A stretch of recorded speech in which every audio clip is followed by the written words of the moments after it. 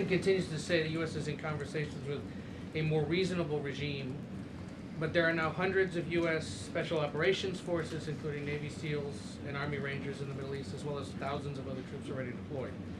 So is he trying to end or intensify the conflict? The president is focused on achieving the objectives of Operation Epic Fury.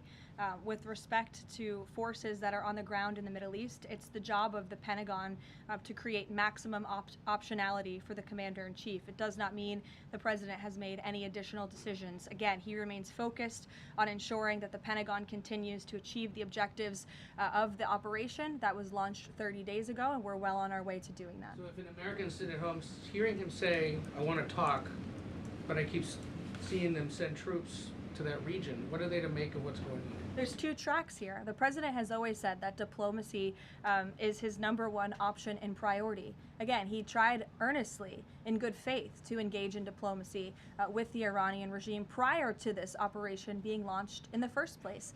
He wanted to strike a deal, and he sent his top negotiators to do so. They spent extensive amount of time and effort trying to strike a deal, and unfortunately, the previous regime, again, many of those leaders no longer with us here on Earth because they faced the consequences of the United States military. So if there's ever a chance for a deal, again, the president is open to listening, but it does not deter him from focusing on the military objectives that he set out 30 days ago and that our military is continuing to achieve day by day. On the shutdown, he signed the national emergency order last Thursday, making sure TSA officers will be paid. There's still other civilian DHS employees, however, who are not being paid. Yes. Will he sign something similar to ensure they also get paid? Look, the president will always look into ways that we can make sure that the American people are being taken care of and doing what's right by the American people.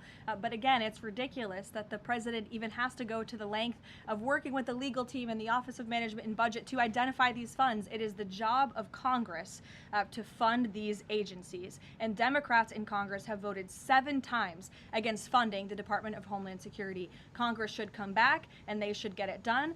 The president, again, made the decision to prevent this existential crisis we were seeing at our nation's airports across the country that was only going to get worse, and that's why he wants Congress to do his job. Thank you, Caroline.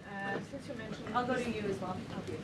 Since you mentioned Easter and prayers, I wanted to ask you about something the Pope said yesterday. So Pope Leo said yesterday, and I quote him, "God does not listen to the prayer of those who wage war." Can you comment on that? I think our nation was a nation founded 250 years ago almost on Judeo-Christian values, and we've seen presidents, we've seen